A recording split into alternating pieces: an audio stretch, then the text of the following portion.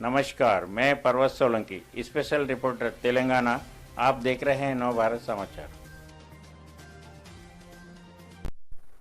तेलंगाना की पावनधारा मेडचल कीसरा मंडल केंद्र द्वारा जारी 17 मई तक तीसरे लॉकडाउन का दूसरा महत्वपूर्ण दिन, जिसमें लॉकडाउन के नियमों के तहत 3 जोन बनाए गए, जिसमें ग्रीन व ऑरेंज जोन के अलावा रेड जोन में सख्ती से नियमों के पालन हेतु दिशा निर्देश दिए गए थे।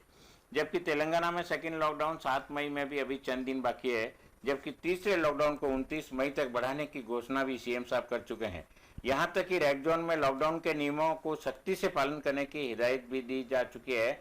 लेकिन कोरोना रूपी राक्षस का भाग्य कहूं या जो लोग कोरोना रूपी राक्षस को हराने में अभी तक जिस सख्ती से पालन करते हुए अपने घरों में कैद थे, और जैसे ही सीएम साहब ने 5 मई देर रात राज्य में आवश्यक वस्तुओं एवं शराब की दुकानें 6 मई से लॉकडाउन के नियमों का सख्ती से पालन करते हुए खुलेगी की घोषणा की, 2 गुट शराब के प्यासे प्रातःकाल से ही लंबी लंबी कतारों में शराब की दुकानों के सामने इकट्ठा होना प्रारंभ कर दिया।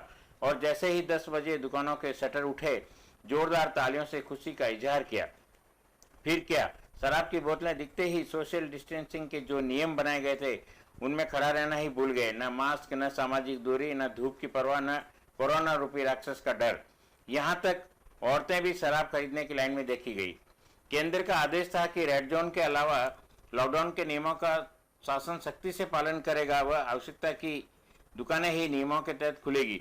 जबकि मेडचल जिला रेड जोन में है। यहाँ कीसरा मंडल में विगत सप्ताह कई कोरोना पॉजिटिव केस आ चुके हैं, फिर भी आज लॉकडाउन के नियमों की धज्जियां उड़ाई गई। जबकि मेडचल के कीसरा मंडल में रेड जोन के बावजूद आवश्यकता की वस्तुओं की दुकानों के अलावा हार्डवेयर, इलेक्ट्रिकल पार्ट्स व कपड़े की दुकानें भी खुली पाई गई। जब उन्हें पूछा गया कि रेड जोन में दुकानें खोलने का कोई आदेश नहीं है, तो बताया कि आगे भी बहुत सी दुकानें खुली है, इसीलिए हमने भी दुकानें खोली है। प्रशासन भी इस बारे में सुस्ती दिखा। कहीं दुकानदार समझ ही नहीं पाए कि क्या करें, इसलिए बहुत सी दुकानें बंद भी दिखी। लेकिन राज्य की सरकार व प्रशासन लॉकडाउन के नियमों का सख्ती से पालन कराने की अपनी कामयाबी पर गर्व महसूस कर रही थी। आज रेड जोन में शराब व अन्य दुकानें खुलते ही जिस तरह नियमों की धज्जियां उड़ाई, उसे लगता है आज कोरोना रूपी राक्षस का आजादी का दिन था। जो लोग लॉकडाउन का सख्ती से पालन कर रहे हैं, वह बहुत सी औरतें जो शराबी पत्तियों से परेशान थी, जिस तरह से शराब की दुकानों के सामने खरीदार वालों का सैलाब उमड़ा, उसे कतई लॉकडाउन नहीं कहा जा सकता। हालांकि राज्य सरकार के सीएम साहब का आदेश था कि प्रतिरोज शराब की दुकानें खुलेगी, तो फिर ये भीड़ क्यों? लगता है जो लोग सही तरह से लॉकडाउन का पालन नहीं कर रहे हैं, उन्हें जान से ज्यादा जाम प्यारा है।